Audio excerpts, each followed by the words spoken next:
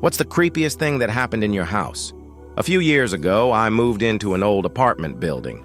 It had that vintage charm. Creaky wooden floors, a cracked fireplace, and dusty old windows.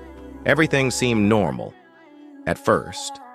But every night, around midnight, I started hearing faint voices. It wasn't clear at first, just muffled sounds, like someone talking behind a wall. I tried to ignore it, thinking it was just the building settling. But it got louder and clearer with every passing night. It wasn't just talking, it was whispering my name. Jake. I could hear it softly through the walls every time I lay in bed.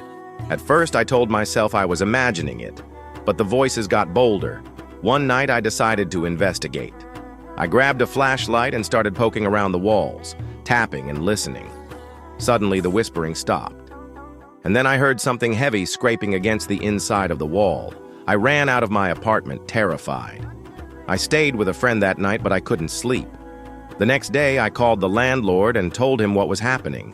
He seemed unbothered, but when I pressed him, he revealed something chilling. The apartment I was living in had been the site of a horrific tragedy years ago. A family had mysteriously disappeared, and no one had ever figured out what happened to them. I moved out the next week, but every time I pass that old building, I can't shake the feeling that someone is still calling my name from behind the walls.